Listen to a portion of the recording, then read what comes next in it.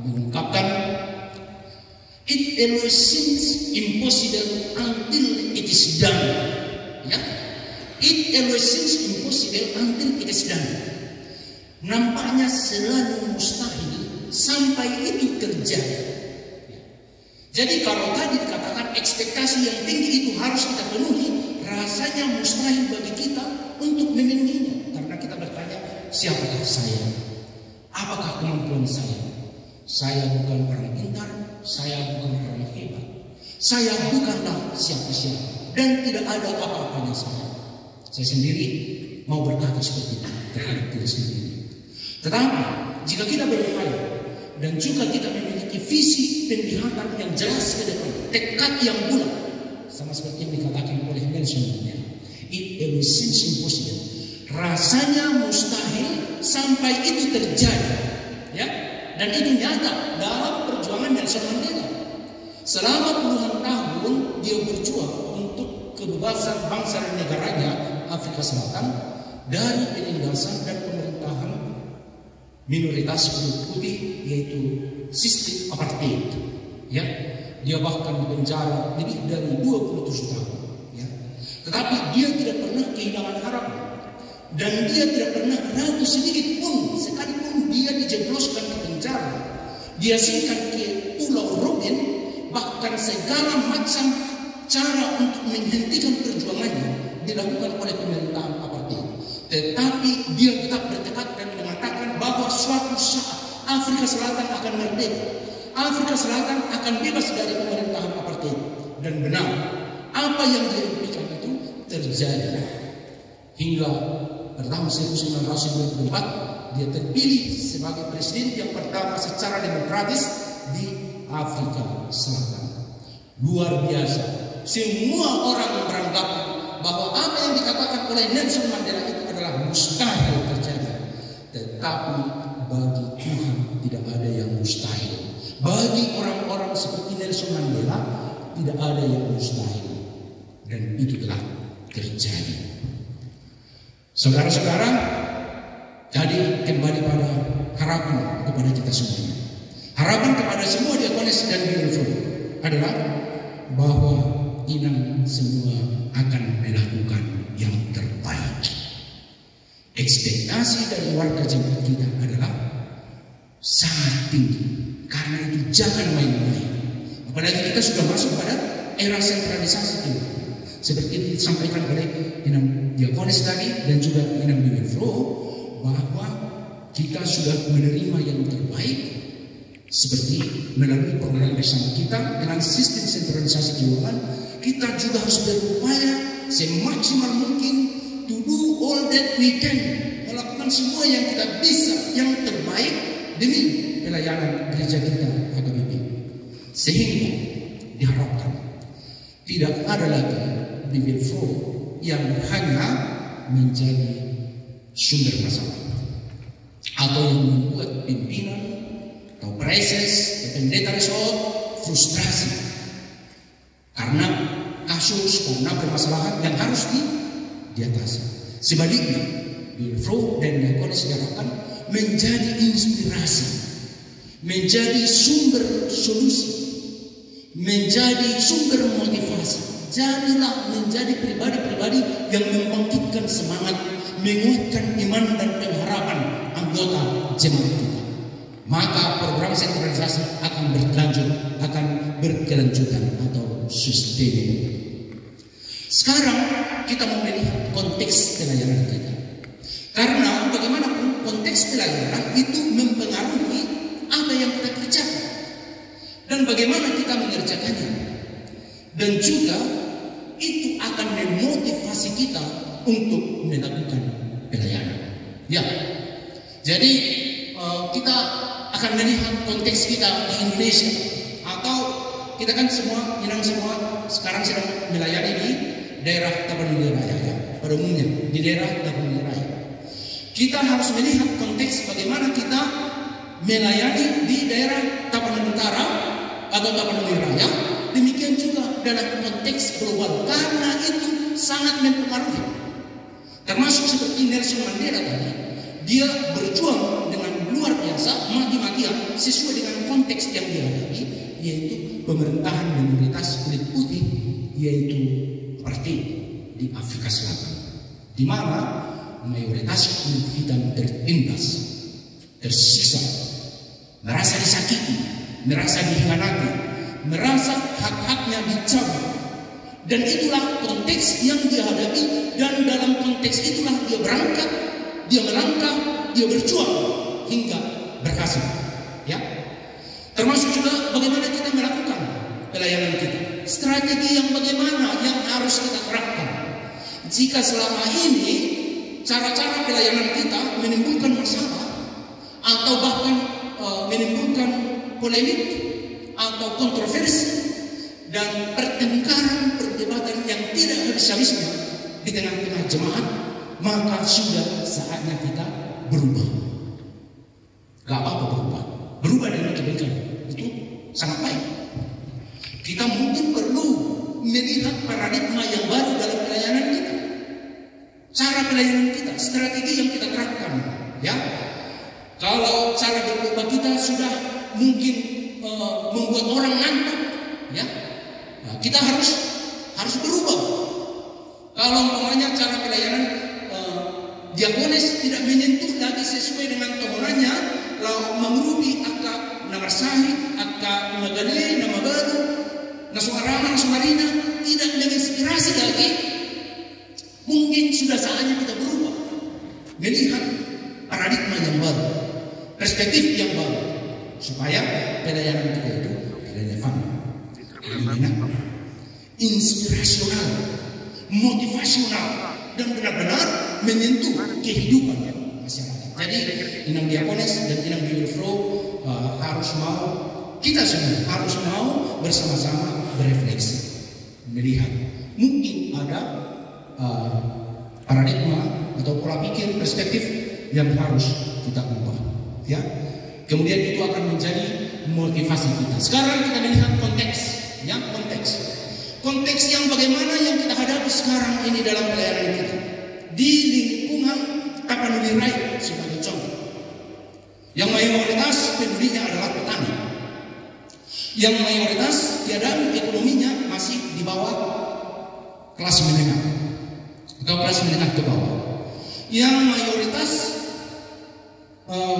keluarga menghadapi kesulitan untuk memberangkatkan anak-anaknya ke sekolah atau mendapatkan pendidikan yang lebih tinggi, yang mayoritas penduduknya masih terpengaruh oleh pandemi COVID-19, yang perekonomian keluarganya mungkin masih dipengaruhi oleh masa pandemi COVID-19 yang 3 tahun. Yang 3 tahun itu. Ya. Bagaimana perasaan mereka? Mungkin masih ada yang trauma. Mungkin masih ada yang ragu untuk melangkah. Mungkin masih ada yang ketakutan. Mungkin masih sedih karena kehilangan anggota keluarga atau apapun konteks yang mereka hadapi dalam pos pandemi ini. Kita tidak bisa katakan, oh pandemi sudah selesai, gak ada masalah lagi. Bekas-bekas itu masih ada itu, sisa-sisa dari masa pandemi COVID-19 masih banyak itu mempengaruhi kehidupan warga jemaat kita, bukan hanya di desa, tetapi saya yakin juga di kota. Kemudian kita melihat konteks yang kita hadapi, pluralisme, keberagaman, apakah itu keberagaman agama, keberagaman budaya, keberagaman ajaran-ajaran. Bagaimana bisa kita hadir di tengah-tengah mereka? Sebagai contoh, siapa yang melayani di daerah Tartum sekitarnya sekarang?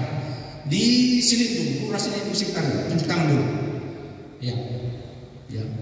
Di sini ada yang beragama Islam, dan Islam itu ada yang Muhammadiyah, ada yang Nahdlatul.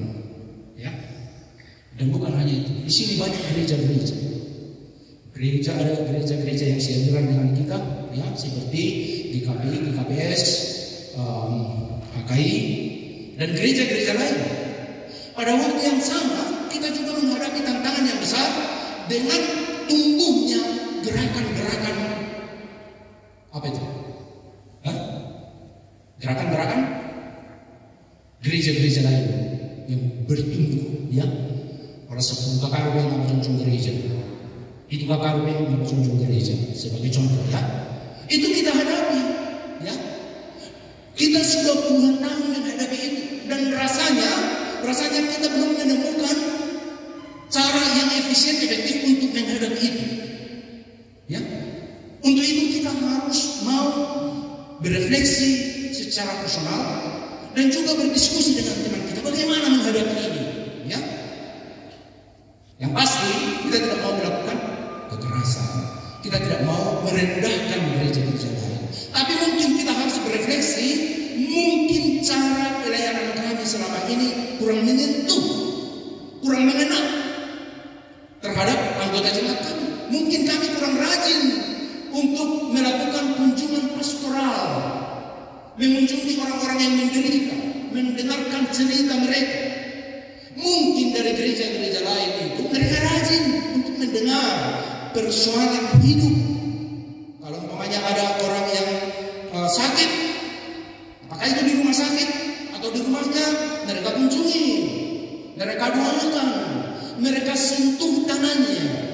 Mungkin mereka berikan bantuan. Hal-hal seperti ini perlu kita pelajari supaya pelayanan kita itu mengena, ya, supaya pelayanan kita itu memang benar-benar dicintai.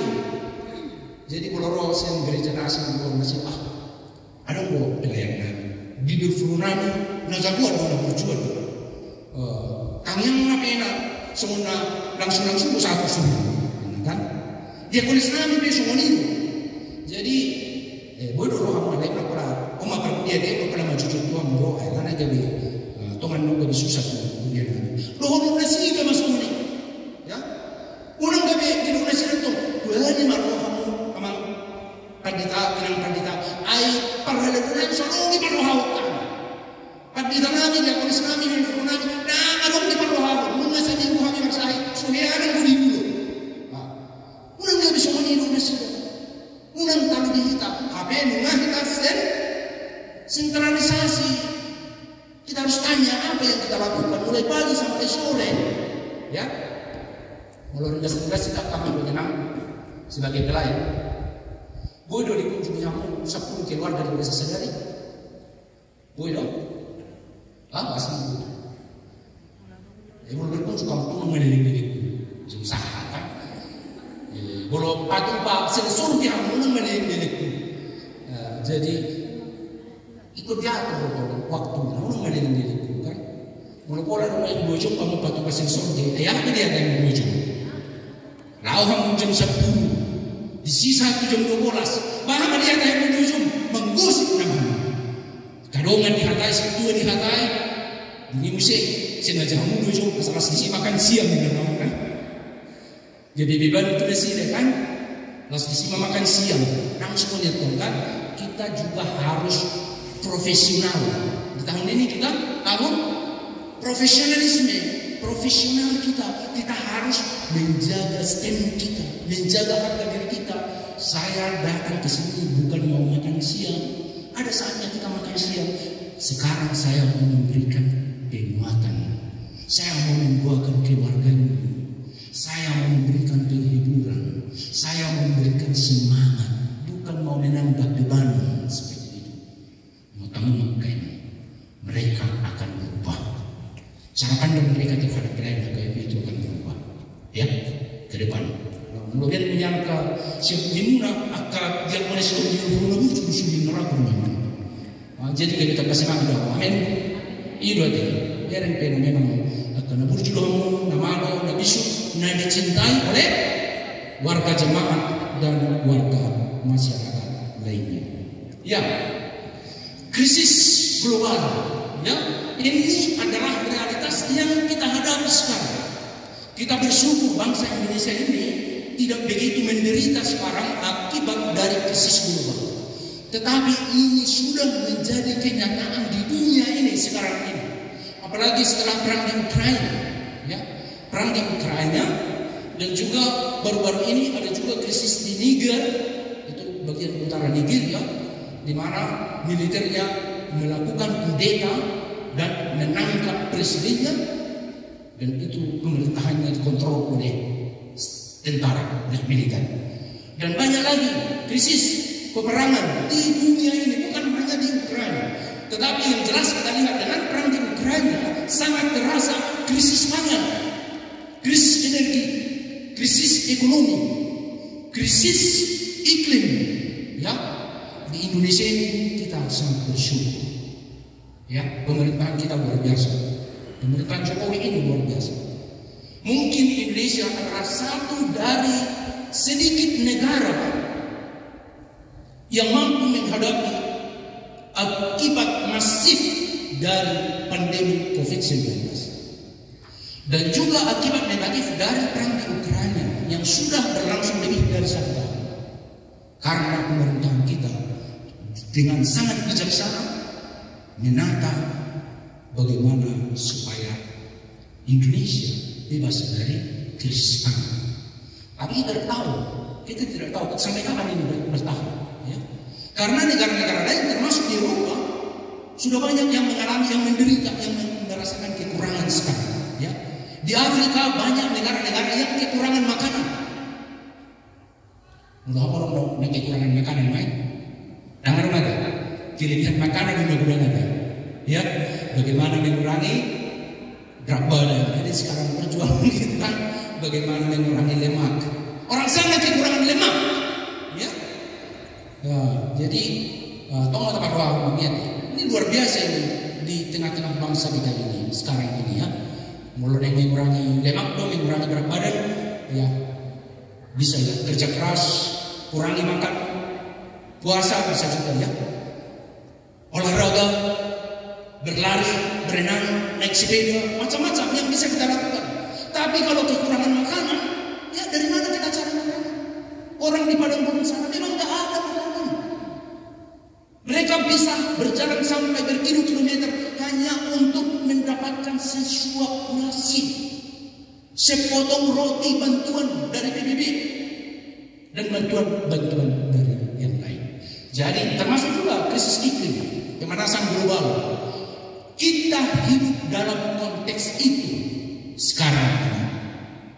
Kemudian yang berikut, ada konteks yang kita hadapi sekarang atau yang diperhadapkan kepada kita, yaitu teknologi informasi. Memang ini adalah berkah, ini adalah anugerah Tuhan, ini adalah temuan dari orang-orang paling cerdas yang pernah lahir di bumi ini dan sudah sangat banyak membantu dalam kehidupan kita. Tetapi kita juga merasakan banyak efek negatif dari perkembangan teknologi informasi. Ya, 2 minggu lalu saya sangat stres, frustrasi, ya, karena ada orang yang menggunakan profil saya untuk membuka satu akun, ya, bahkan menggunakan foto saya dengan nomor yang berbeda, menggunakan profil saya untuk minta uang kepada orang lain. Ada yang pernah mengalami seperti itu? Ada? Saya orang bagi besar nanti. Sesudah. Tapi yang mau kita katakan kejahatan akibat kemajuan teknologi informasi ini sekarang ini sangat masif. Ya. Apalagi kalau ada ekonomis yang suka bikin komen-komen, postingan-postingan yang tidak membangun, yang merendahkan orang lain. Ada yang boleh pun seperti itu, semua saya karena lucu-lucu baru sendiri. Aku dah ya. Ada yang bukan dua semuanya kan? Ada juga pelayan-pelayan yang usil seperti itu ya, yang usil. Tak tahu apa gunanya. Kerjanya di media sosial hanya mengungkapkan yang negatif tentang orang lain, merendahkan orang lain, menghina orang lain, mengatakan hal-hal yang negatif tentang pelayan. Di Korea ada posting di sini. Derek itu, baru yang mengambil di sana tidak, kan? Ya, derek yang foto. Pernah dengar pelayan yang dia komunisme. Tapi nggak mencari sentralisasi, kan? Macam-macam kan? Derek apa kita orang pelayan. Mereka tidak tahu bagaimana konteks. Jadi kita juga harus pencerahan kepada warga Jakarta supaya mereka menggunakan teknologi informasi itu dengan sebaik-baiknya demi kemajuan, demi membangun persekutuan, meningkatkan pelayanan diakonia, meningkatkan pelayanan kesaksian marturia gereja kita HKBP, memajukan gereja kita HKBP sehingga sesuai dengan visi HKBP menjadi berkat bagi dunia ini. Next, itu situasi dan kondisi gereja-gereja di negara-negara maju. Itu foto yang di atas itu yang paling, ada yang tahu foto apa itu yang gereja yang sangat besar itu? Hah? Di mana? Di Kol. Itu di kota Kol itu adalah salah satu gereja terbesar, yaitu namanya itu Dom di Kol, yaitu semacam katedral gereja Katolik yang sangat besar. Ini sudah ratusan tahun usianya dan sangat indah, sangat besar, sangat megah. Salah satu bangunan gereja termegah di Jerman. Tetapi ini sekarang memang masih dipakai untuk beribadah, tetapi lebih utama gereja itu dipegang seperti museum, tempat wisata, tempat orang berkunjung melihat-lihat, bukan mau menyembah Allah, bukan mau beribadah, ya. Tetapi itu sudah, kalau dalam ibadah sudah bisa dikatakan sudah sangat jarang, kosong dibandingkan besarnya itu gereja itu, ya. Demikian juga kami beberapa bulan yang lalu mengadakan kunjungan di Jerman, ya, kunjungan di Jerman. Banyak orang sekarang, ya, termasuk ini generasi muda, ini anak SMA seperti itu yang bertemu dengan kami, sedang berada di kelas anak SMA seperti itu. Kita ingatkan juga bahwa di Jepang itu hanya sekitar 1% yang percaya kepada Tuhan, yang menjadi Kristen, ya. Dari sekian puluh juta, 80 juta penduduk, hanya 1% yang menjadi orang Kristen. Dan orang Kristen ini tidak peduli lagi, tidak peduli tentang kehidupan bergereja. Kami berbagi juga dengan para pimpinan gereja, termasuk juga gereja Lutheran, ada Japan Lutheran College di sana. Sangat jarang orang yang mau belajar teologi. Ya, di seminar ini dari semua tingkatan hanya 10 orang mahasiswa teologi, hanya 10 orang, mulai tingkat 1 sampai tingkat 6, hanya 10 orang.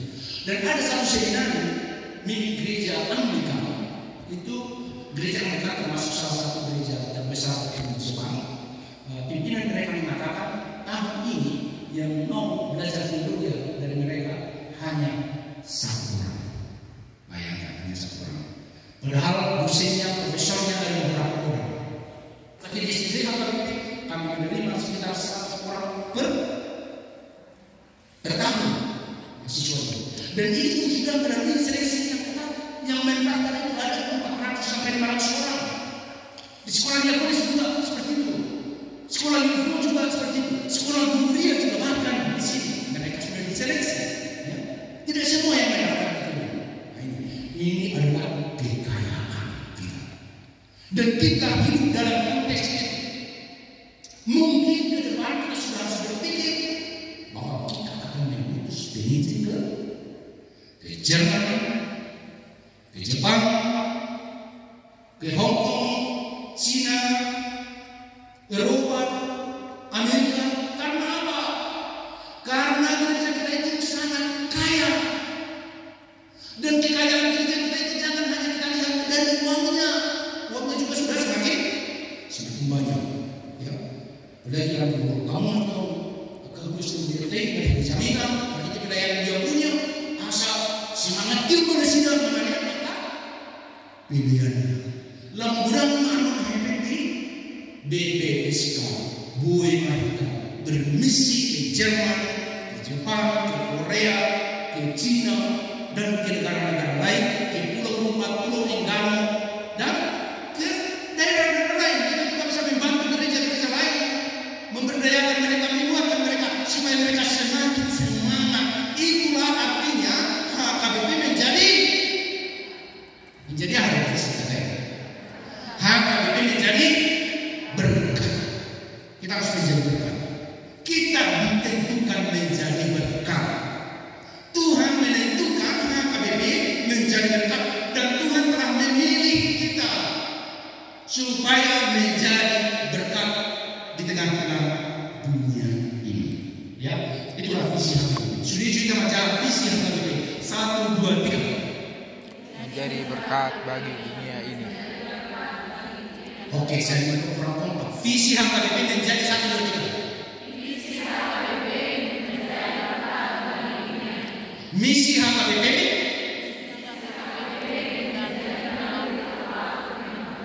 iya, jadi visi kita itu akan merujuk benar-benar HKBP menjadi berkat jika warga jemaat kita benar-benar memandang dunia sebagai pelaku firman Tuhan. Bahwa tadi sebagai pelaku firman Tuhan di sini.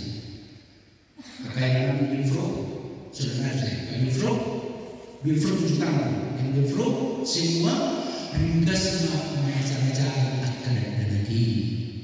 Satu Jumat, Akaina na marasak, na sekolah gereja, kembali kamu pelayanan di seksi perempuan. Aku lah nomor 2. Orang itu hanya satu dari bidang pelayanan. Bisa keterampilan mereka ditingkatkan. Sering-sering buat seminar. Buat seminar itu tidak harus pakai dana. Kita berseminar di gereja. Bukan apa ini. Siapa yang harus menjadi saya? Dia firman Tuhan. Aku percaya diri kamu. Apalagi masih saya pembicaraan. Ikut kamu itu seminar. Tapi kamu itu berharap. Apa itu seminar bah? Siapa pembicaranya? Saya. Supaya tidak perlu ada dana. Bagaimana konsumsi tidak perlu konsumsi, bawa makanan masing-masing. Bisa seperti itu kan? Yang penting terpaksakan dan itu semakin terbiasa. Jadi tidak ada alasan mengatakan tidak ada uang untuk melakukan pembinaan, melakukan seminar dan menembakkan berbagai kegiatan. Demikian juga dengan Diakones. Ya. Jadi kalau umpamanya dari antara Diakones fokus mampu pelayanan diakoni. Namun sesuatu jadi kiwon cara nak saja khusus akan cara Diakones lain akan diketahui selama praktikum rumah dilakukan pelayanan khusus untuk lansia. Setiap bahagian gebur luar biasa. Dan satu tahun ini sudah luar biasa bagi seorang calon Diakones. Anu dulu bahasa sampai khusus bahasa Inggris. Belum bahasa Inggris. Masih ajar. Kan? Masih ajar bagaimana? Mulai dari kata-kata. Ya. This is a book. This is a pen. This is a house. Juga masih ajar dengan dijawab. Belum sih dia jangan Allah subhanahu sunari itu Tuhan akan lagi.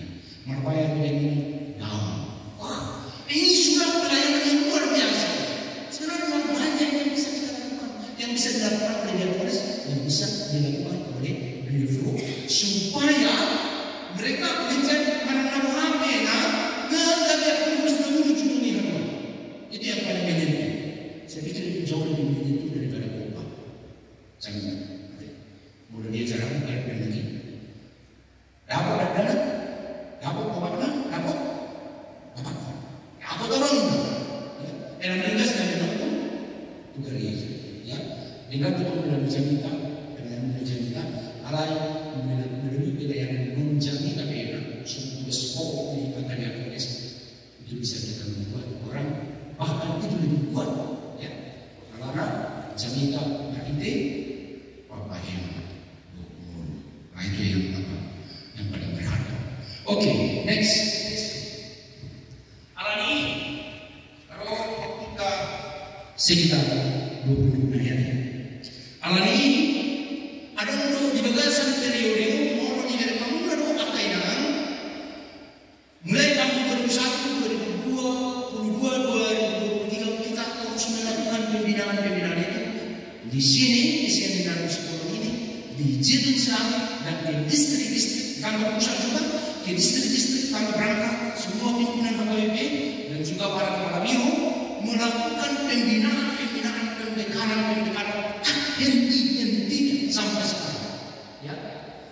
Jadi itu merupakan amanat dari atau isi dari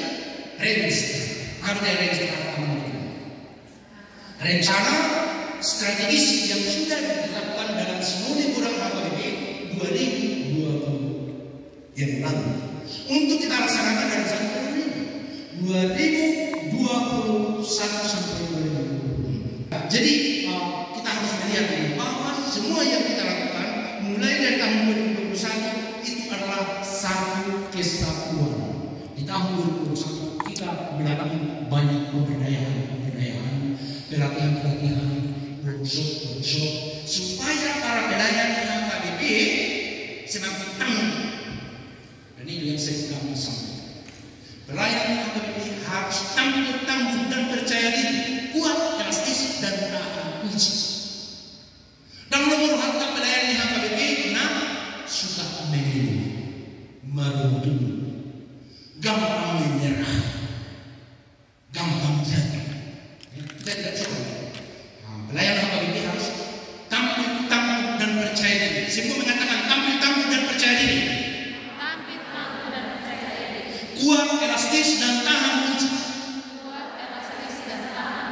Ya, dan kita harapkan setiap pelayan HKBP mampu membenahi. Karena itu kan hanya beberapa hari kita berkumpul di sini, tapi pelatihan itu, belajar itu harus terus lakukan di tempat masing-masing. Ya, jadi ini target yang mau kita capai mulai tahun 2020 sampai 2024. Ya ini tadi pribadi yang tampil dan percaya diri, kuat, elastis dan tahan uji. Ajar kamu mau kainan tu aku berhadir. Ajar kamu mau akan sekolah minggu, dokter remaja atau sebelum. Tu akan aman, tu akan indah. Asa unang arong benak terkuas duriata na belum na pulang na minggu. Maruntumu, ya, merendahkan orang lain. Tidak saja lagi berbeda, tidak saja lagi mengkusik-kusik yang tidak perlu. Tidak ada gunanya itu. Ya, mari kita lakukan hal-hal yang positif dalam kehidupan kita, supaya yang kita ekspektasi tinggi itu bisa kita penuhi. Kemudian pribadi yang cinta dan bangga sebagai bagian dari HKBP. Kita kan bagian dari HKBP. Kainan dia harus menjadi bangga kamu sebagai pelayan di HKBP. Bangga kamu sebagai pelayan di HKBP. Bangga kamu sebagai pelayan di HKBP. Ini mulai paulan warung pelayan di HKBP dan bangga bena sebagai pelayan di HKBP. Saya dirokok. Aku bekerja nasi kok. Terbuka juga. Hasilnya lapor-lapor di sini dalam sekolah dan hasilnya.